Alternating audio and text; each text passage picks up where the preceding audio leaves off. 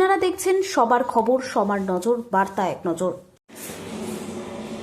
ওলাই চণ্ডীতলায় মা ওলাই চণ্ডীর চরণে প্রার্থনা ও ব্রত পালনে উপস্থিত ছিলেন সপ্তগ্রাম বিধানসভার বিধায়ক তপন দাশগুপ্ত। মায়ের কাছে তিনি বাংলার মানুষের কল্যাণ চান।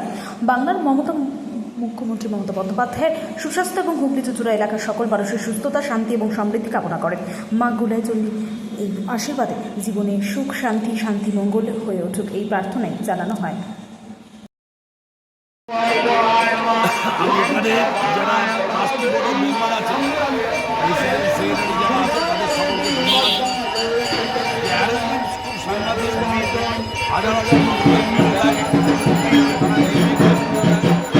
আর ডিসিপ্লিন বজায় রাখে।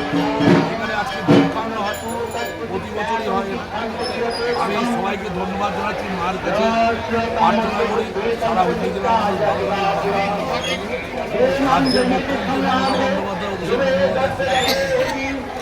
দাদা, গতকাল থেকে বিভিন্ন বছরে পর এই পুজোকে ঘিরে মানুষের উৎসাহ থাকে, বাড়ছে দিনে দিনে দর্শনার্থী পুণ্যার্থীদের ভিড়।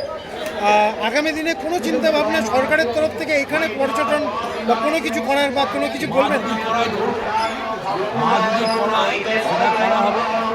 আমি বাঁশবেড়িয়াতে সংসদ মায়ের, তারপরে আমাদের মসজিদ সমস্ত কিছু করা হয়েছে রাজ্যের মুখ্যমন্ত্রী আশীর্বাদে।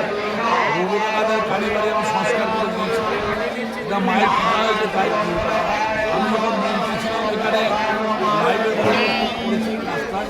আগামী আমার অনেক স্বপ্ন আছে, সাকসেস